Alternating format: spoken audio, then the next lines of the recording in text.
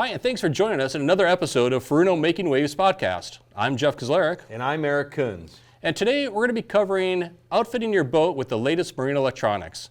But first, let's take a look at Furuno's featured employee. All right, guys, so today we're talking to Brandon Christopher, who's our Leisure Marine Support Manager. We're going to talk to him a little bit about his background and what he does.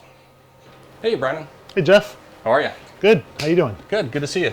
Likewise. Welcome. You're in Camas, Washington here today. Yes, the rare visit I get to make every now and then. So you're here for training, or what is your purpose here today? A little bit of everything. So we hired another field service tech, expanding that department. So we figured it's a good time to get all the field service techs to come in and get a little training under their belt, onboarding the new guy, and just get to see everybody, put a face to a name. Right, exactly. So give us a little bit of an explanation of what you do here for Furuno. So now my current duties are managing the phone techs. So if they have a case that gets a little difficult, something they haven't encountered before, I support those guys. The customers get feisty sometimes because they're upset. Try to smooth those things out. The field service techs, I kind of organize that department. That can be a rodeo sometimes. And those are the guys that are out working on boats or with the dealers or with OEM boat builders? All of the above. Okay. So if a dealer has a problem, they come through the phone techs. They can't get it sorted out. I can't really figure it out on the phone. Then I can dispatch one of our guys. We have very few of them, so we kind of keep that close to home. The OEM department, we're growing. Boat builders, a lot of them are really interested in new products, especially with the XL line that's come out. They want attention. They need training. So part of the field service staff's duties is training, the most important part. If you're properly trained, you don't do things wrong, and Right. it keeps the customers happy. Right. Okay. And how long have you been with Furuno now? Almost 10 years. So I started December 1st, 2015, and I think I was the first official field tech. Then they immediately hired a West Coast tech to help me out some there, so I didn't have to keep bouncing back and forth. Right. It's a big country. Now we've added 2 to Florida, because that's just the boating capital of the world, it seems. Yeah. Exactly. So what's your background? Where did you come from as far as where were you working before Furuno? So before Furuno, I came out of the dealer network. I had started out my first job. My mom did accounting for a little company, needed some help, just scrubbing boats, fixing stuff. They threw a pile of electronics at me, said figure it out. It just happened to be Furuno, a Navnet 1 package. Oh, wow. Yeah, so a while ago. Yeah. Went to a boat dealer, a buddy of mine called, I started installing stereos on boats. The electronics dealer, one of Furuno's dealers, saw me, said, hey, you do really good finish work, not so good on some of the technical aspects. I was like, well, hire me and train me. And I think that threw them off a little bit, but they agreed to. Oh, that's awesome. So it was a good dealer on Chesapeake Bay, worked for them for 5 or 6 years. Then I went to their competition, for 5 or 6 years after that, and then saw the Furuno posting for field service tech. Ah, so you've been around boats pretty much your whole life then? It's always been boats. Oh, that's awesome. So working in these different positions, from working at dealers, doing installs, to being at Furuno, do you have any like fun stories or anything interesting that you've run into over the years that kind of stands out to you? Oh, there's always interesting.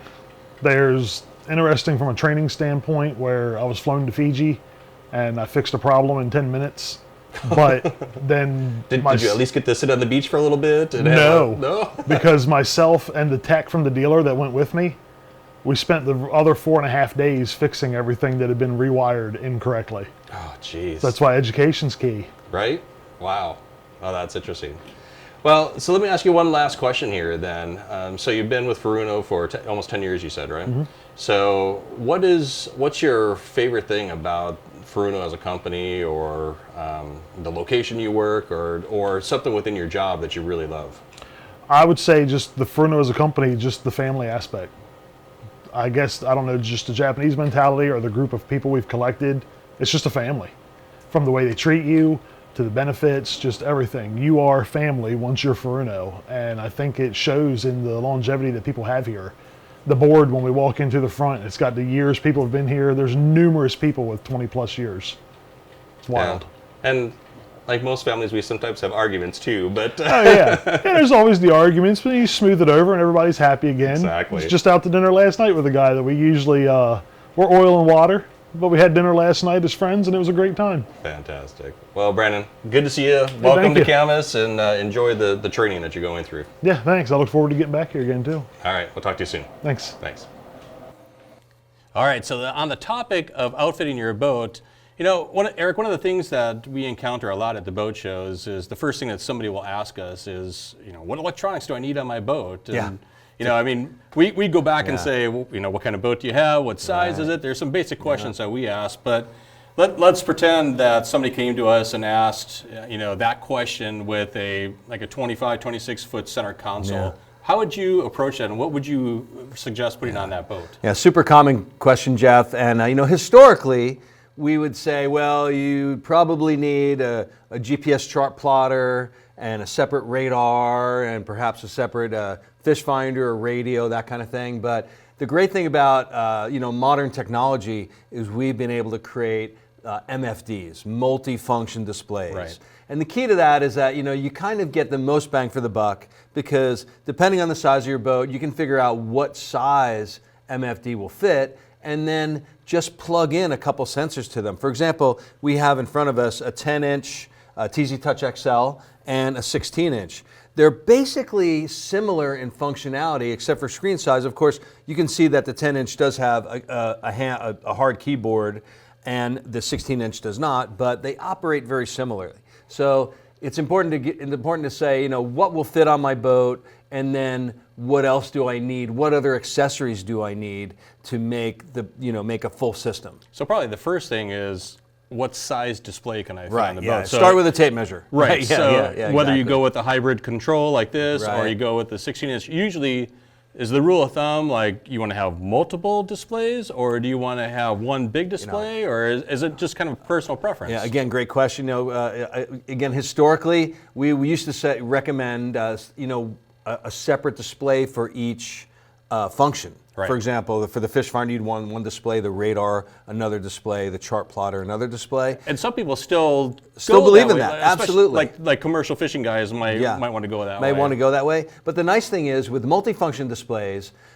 because they can each do everything, it's nice to be able to, depending on the size of your boat and what your budget is, if you can allow it, get two MFDs. Two MFDs fulfills the redundancy, variable, takes the redundancy issue out of play, because, you know, if you lose one display, you can jump over to the other display, which was the big problem. People would say, you know, oh, I want separate products for redundancy, but again, if you had a separate dedicated radar, separate dedicated chart plotter, and a fish finder, for example, if you lost the display on the radar, the whole radar was gone. Right. Right. So that's the beauty and the great thing about modern technology with multifunction displays. So now you can achieve redundancy just by getting two displays. If one display were to fail, say the power supply or something happened to it, or maybe, you know, even a physical break of the LCD glass, which can happen, is rare because everything is really ruggedized and hardened.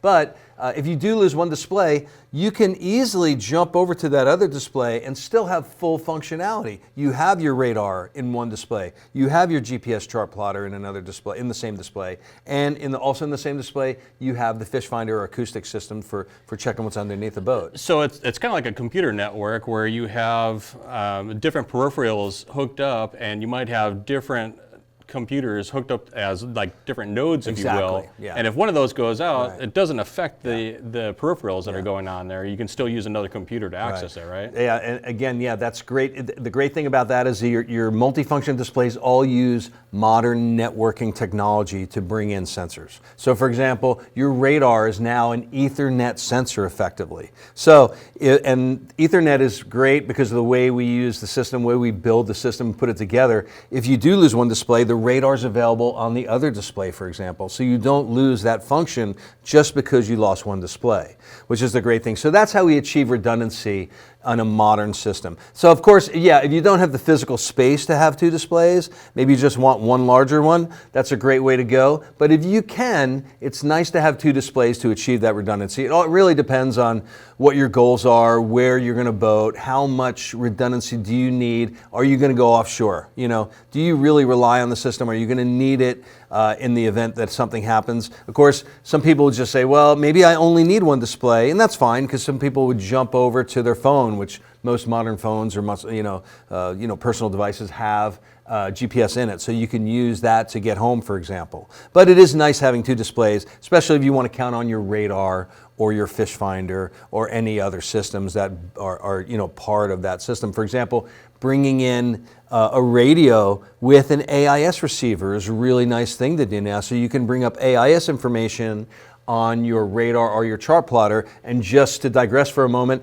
AIS stands for Automated or Automatic Information System. And what it does is it's like a Here I Am system for boats. So another boat would have like a transponder on it saying, here I am. And you can watch that boat in lieu of the radar sometimes, or right, because it's not line of sight. Exactly, it can go over land and different things, so you can actually follow that vessel, and even transmit your own information to them as well. So that way it avoids any kind of collisions or anything. Yeah. So if you just want to, if you're looking for bigger ships that have AIS systems on it, then that's the way to go. But of course, you are relying on the other vessel to have that system on it. So if you have a receiver and the other vessel has a receiver only, you both have receiver-only systems, then you're not going to see each other, right? You're not going to see, you still need the radar. And that's the problem, because even though people other boats may have AIS systems, many times they're not required to turn on the Here I Am part of it. They can just say, hey, I'm going to go silent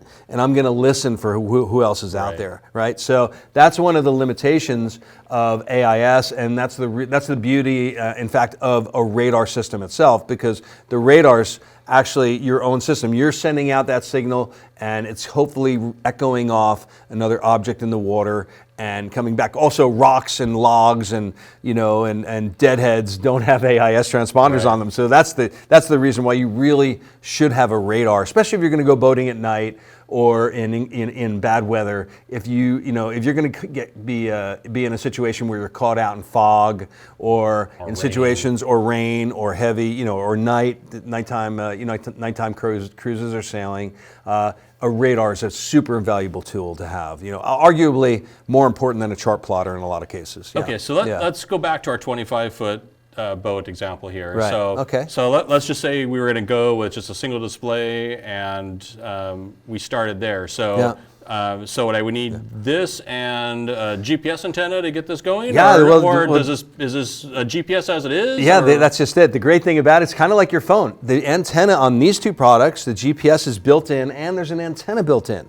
So depending on the size of your boat, and these new sensitive GPS and receivers that we use, you may not even need an external GPS antenna. You can add one, but it may be that your boat works fine just with the internal GPS antenna right in the back here of both of these MFDs. So good access to the sky. Yeah, good access to the sky. Even if you have an overhead, these newer MFDs have GPS receivers that are just extremely sensitive. So boom, you probably will get a fix no matter what. You'll know where you are. The GPS is working. So you have your GPS in your chart plotter there, and that's just all built into the MFD. So it makes the selecting which type of system you need or which type of MFD really super easy. So you can base it on size, or you can base it on functionality. If you really like if you have a smaller go-fast boat and you're bouncing around a little bit, arguably this style keyboard on our 10-inch XL and our 13-inch XL both have this hybrid keyboard controller. So the functionality of the system works the same. Like we use edge swiping on both the 10, the 13, and the 16,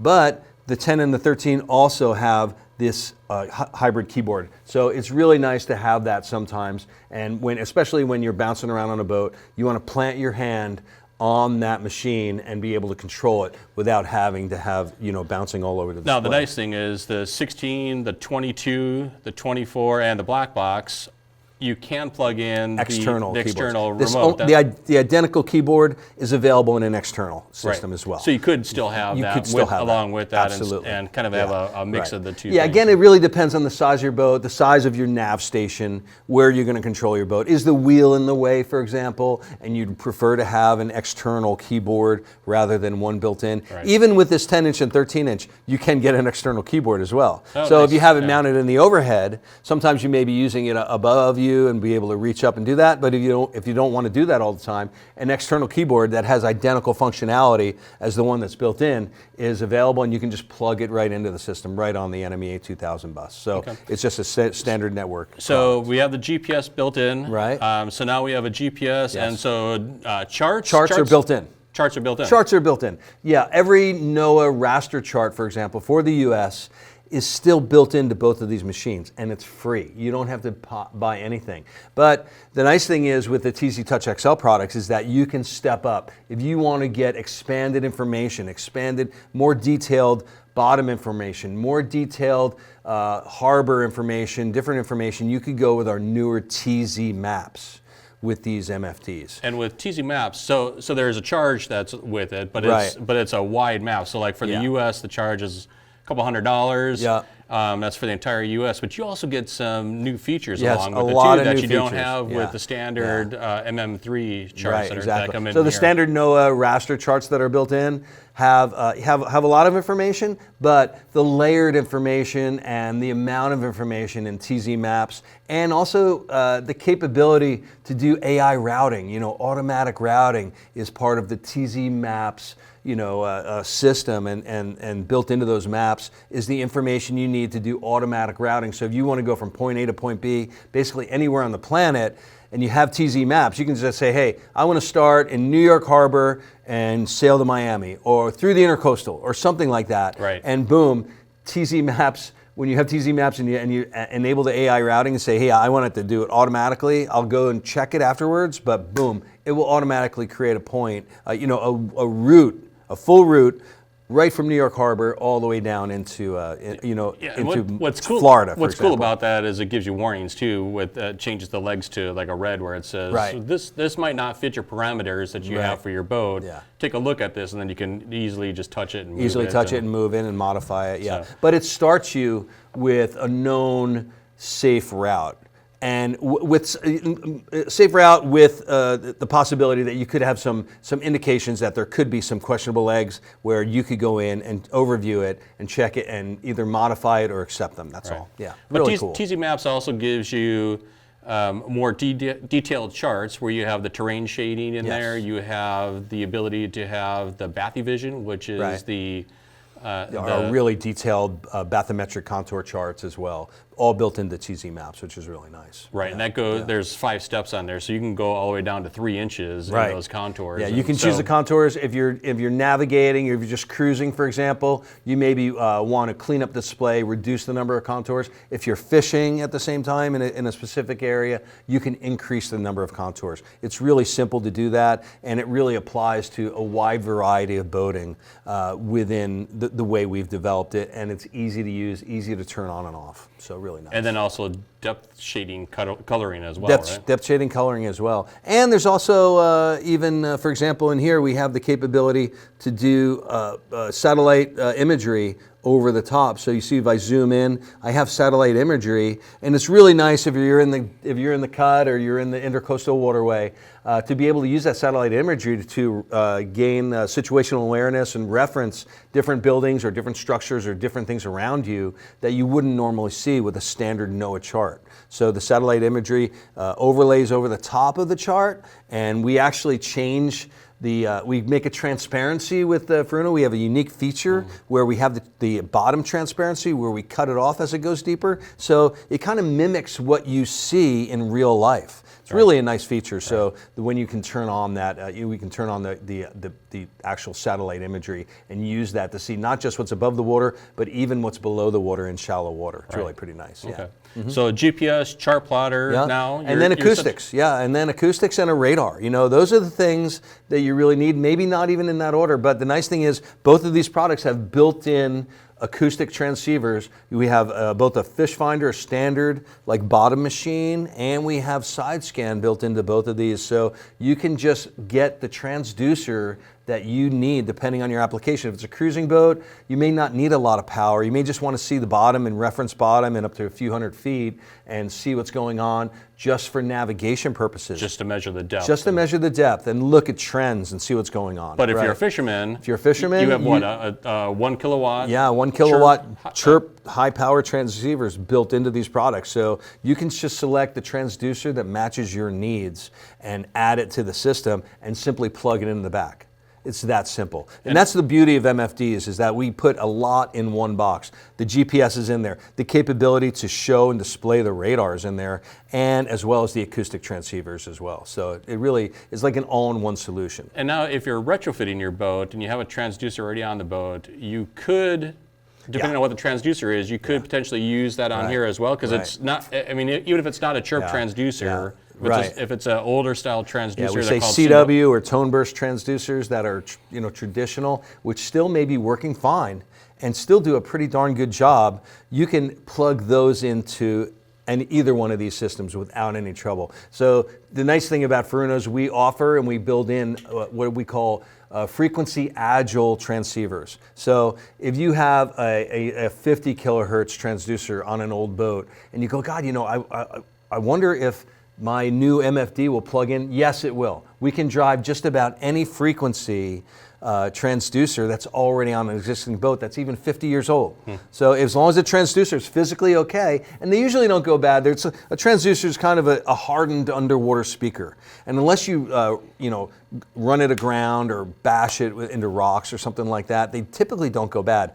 They may shift in frequency over time as the little elements harden and change, but the nice thing is with Furuno and our frequency agile transceivers, we can adjust and account for that. You can actually tune them to whatever frequency that transducer is drifted to over time.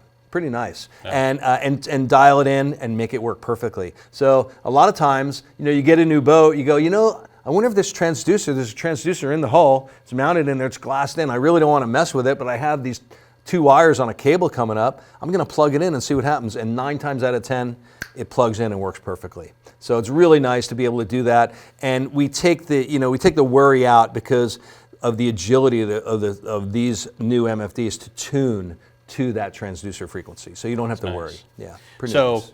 So just so you know, the 10-inch, the 13-inch, and the 16-inch, the fish finders are built into the units themselves. Right.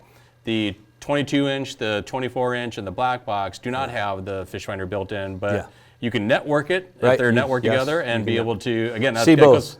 See both. You can see both and be able to do it. So even in the event that you just have this old, 2-wire, 2 bare wires coming up from the bottom of your boat, and you go, man, I know that goes to my transducer, but I might not have the right plug. We actually give you a cable that is an adapter cable that you could cut if you needed to. If you don't have the right plugs or you're worried about it, you could actually cut and literally, just to test it out, twist the wires together, tape them off, twist them together, try it out, try to dial it in, and again, 9 times out of 10, it's going to work, and you're going to go, wow, that's perfect. I'll just permanently attach those wires either with the junction box or solder them together, and your system's done. You have a link to your acoustic transducer that's going to give you bottom information all the time. Really nice. Okay. Yeah. And similarly, radars is, again, you can just plug that into here. That has the capability of running the radars in here. So if you want to add an NXT solid state radar, you can add that in. And again, like you said, over the network, it can work on one display or multiple displays. Yes.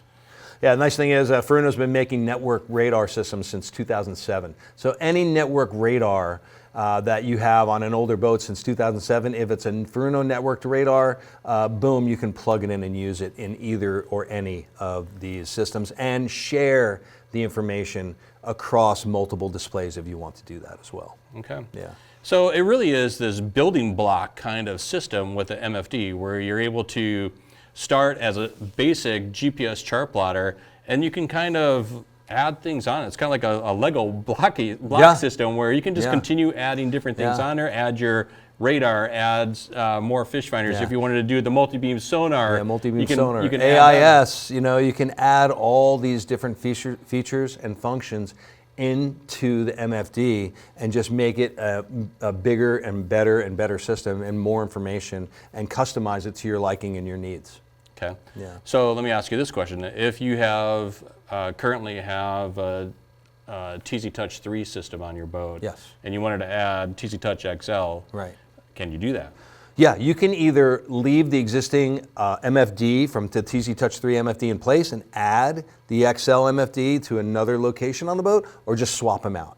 However you want to do it, it's really pretty simple. And you can have up to 6 MFDs on a single network, and technically you can have even more displays than that if you choose some of our other displays. For example, the black box TZ22BB can drive 2 different displays at the same time, so you can have 8 or even 12 displays on the boat depending on how you do it. And they also have video outputs, so if you wanted to share that video information from the 16 into the salon TV, with this HDMI plug on the back and output, you just plug it into your salon TV or another monitor. Now you have a 65-inch Yeah, display? you can. Yeah, exactly. Some people really like that, Or in the stateroom, it's really nice. It's to put maybe have a TV down below in the stateroom, and you want to watch what's going on at night, just to have your anchor watch going or something happening. Give you information about what's going on with the boat, even when you're not at the navigation position. So it's really pretty nice, and actually have control of it as well. The way we've developed it, you can have a remote control or do a couple other things. It's really pretty simple and totally flexible, so you can build the system to your boat as you like and need it. Oh, nice. Yeah. Now, I know one of the things when we introduced TZtouchXL, obviously people are excited about the latest and greatest technology. Right. But we also received some questions about TZtouch3 and the charts, because that was an area that we've been working on for years on coming up with the new TZ maps and the new chart engine and everything that was with that.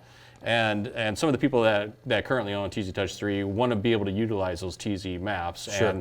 And I know that on TZT3, you can't really use the TZ maps on there, correct? Right, that's correct. Okay, so one of the things that I've seen is a workaround that some people have used is actually using an iPad with TZ iBoat and being able to run the TZ maps on TZ iBoat along with TZtouch3. So is that a good solution? Is that something that you can do that kind of bridges that gap, if you will? Yeah, TZ iBoat is a really cool iOS app. In other words, it works on any Apple phone or tablet and or iPad rather, and it's kind of mimics the functionality of the MFD. You can show sometimes a depth sounder information on it, a full chart plotter with the GPS, and it ties together all your personal data. It will show up on the TZ iBoat app, so all your routes, all your waypoints, a lot of your data already can share right across the network, because not only do these have wired Ethernet capability in the MFDs, just to be safe and have a hard wire connection between your radar or other MFDs and other features on other systems on the boat, but they also have Wi-Fi built in too. So your Wi-Fi link to your iPad is a really cool feature. You could have that set up in your stateroom as well, and just be watching your anchor, watch at night just with your iPad, laying there in bed, even bouncing back and forth between surfing the net, reading, like kind of a Kindle kind of thing, and quickly changing back and forth and just opening up the TZ iBoat app, check out what's going on, see what's happening. Maybe there's other people around you. You have your AIS capability on the iPad as well, so it's really flexible and really nice. But I will say this, talking about TZtouch3, the nice thing is what customers I've also seen customers do is they just find another place and add the TZtouchXL MFD and say, okay, now I'm going to dedicate my TZtouch3 for my radar and my fish finder or my acoustic system. And then use the TZtouchXL MFD for your TZ maps charts and for building routes. And it'll still share those routes across the network. So you build an AI route with the XL MFD, and boom, it'll appear on the TZtouch3 MFD. Oh, okay. So it's really kind of nice and really flexible. We've intentionally designed TZtouch3 and TZtouchXL to work together in that regard. So if I drop a waypoint on the fish finder screen, will that go from TZtouch3 to the XL chart plotter? Yes, and vice versa. Yes. Oh, yes. Okay. Well, that's a good solution. Really cool. Yeah. Really nice, and it's just super flexible. And we've designed it kind of with the idea that, hey, you know, we are going to come out with new products in the future. We are going to come out with things that'll work in the future. For example, even like you said, if I'm a cruising customer and I want to take advantage of things like the DFF 3D multi-beam sonar for navigation. If I'm gunk holing up here, for example, in the Pacific Northwest, in Puget Sound or up in Alaska, and you don't know what's going on, you're not necessarily sure about the bottom information in a kind of a cozy harbor that you found, a little place to tuck away for the night, you can actually use that DFF 3D multi-beam sonar to kind of creep in and see where the bottom's going across the harbor and actually turn the boat around. And literally, if you have PBG enabled in TZtouch3 or XL, you can create a quick harbor map of where you want to go without even kind of risking anything. You just go in and kind of turn the boat, let that big wide beam do a scan side to side and create a PBG map and go, hey, you know what? This is a perfect place, and the bottom even looks pretty sandy or muddy to drop anchor without, you know, having to worry about rocks. So a lot of information can be gained like that. And that's one thing I kind of missed on the DFF 3D episode of Making Waves. I didn't mention the navigation and the cruising capabilities of the DFF 3D. It's been quite popular for those kinds of customers as well. That's great. Yeah. And PBG stands for Personal Bathymetric Generator, just in case you right. didn't Yeah. know. PBG. You we have can a lot of literally make your own acronyms, charts. so Yeah. we Yeah. wanna make Take sure a look at that other Making Waves episode with the DFF 3D to get a good idea of what I'm talking about. But it's pretty powerful.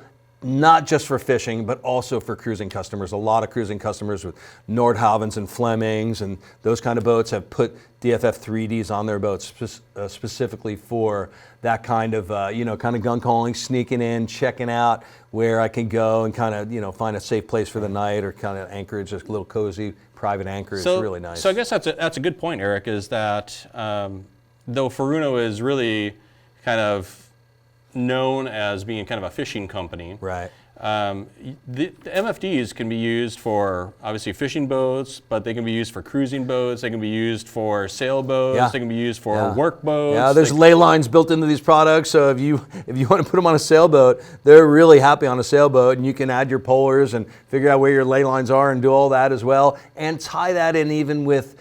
For example, Time Zero Pro or Time Zero Navigator, which are more sailing, have sailing functionality built into them, and share that data back and forth across the network. So depending on what kind of boat you have, what your cruising style is, if you're a sailboat, you can still take advantage of all those features and capabilities and share that data across the network. Well, and that really is the beauty of this, is that, I mean, we have customers that are fire departments or sheriff departments. Yeah. We have the Coast Guard, we have commercial fishing, but then we have sailboaters, and we Right. have cruisers, and we have weekend warriors, Yeah. and then we have tournament fishermen. Sure. And so it really just spreads the gamut of what you can use this for, and those features are all built in here, and so you can customize this too. It all comes full circle back to the MFD. Multi-function display really gives you the freedom and the flexibility to design the system and use it to how you want to use it. You know, if you even with our new big super powerful multi-beam, Omni sonars will actually, the CSH10, for example, we just introduced at the Miami Boat Show, will work and show display and be fully controllable from the TZtouchXL MFDs. So there's a $100,000 system that plugs in right into these MFDs. And stay tuned. We will be doing an episode about the CSH10 and how that integrates with the TZtouchXL. Yeah. It's really pretty cool. Just the flexibility and functionality is kind of unlimited. Really, it really is. In truth, yeah, really nice. The final thing that I will bring up here with MFDs is that we need to talk just briefly and just quickly about price, because Furuno is known as being probably the most expensive MFDs on the market of anybody else, and that's total Yeah, not true. Really not true. Anymore. Yeah, when you add up the numbers, the real numbers, you'll find that Furuno is a pretty darn cost-effective system to install. Whether you're starting out from scratch or whether you have some existing components, because of the ability to be able to match to existing, even a GPS antenna, for example, an older NMEA GPS antenna, digital GPS antenna, or that transducer, or even that 15-year-old radar sensor now can most likely plug right into these new systems, and you can start with just the MFD and build from there and still have all your sensors and features and functionality that you want. Yeah. So not to sound too much like a sales guy here, but when you're looking at outfitting your boat, whether it's a retrofit or you're going a brand new boat, when you're looking at MFDs, we have the building block system with the MFDs going from any size unit that will fit onto your 10 boat. to 24 inches now. 10 to 20, and the black box. And the black box, so you can even be bigger or smaller even if you wanted to. Right, exactly. We have the components, the sensors that plug in that are just phenomenal sensors that Furuno is known for, that you're going to get the fish finder, the radar, the satellite compasses. And then the pricing is right there, and it's going to be something that is just in line with everybody else, and it's an affordable system. So you're going to be able to get this user interface that is going to be simple for you to use at a good price to fit the boat that you have, and you're going to be ready to go. Yeah. So Exactly. Well, thank you so much for watching another episode of Furuno Making Waves. And if you like what you're seeing here, give us a thumbs up on the like button there. Hit the subscribe so that we can give you notifications when next time we have a podcast coming up. And in the comments section down there, go ahead and just write down. Fire away. I want to answer questions. I want to be interactive with you guys and kind of explain some of the things in more detail if I need to. Some of the things I mentioned, you might want more information. And I'm more than happy to kind of dive in and answer those questions directly in the comment section, no problem. Yeah, and if you have thoughts for other podcast episodes in the future that you want us to talk about, Let us know. Put them down there, let us know. Okay. So thanks for watching, and go out there and make some waves. Make some waves.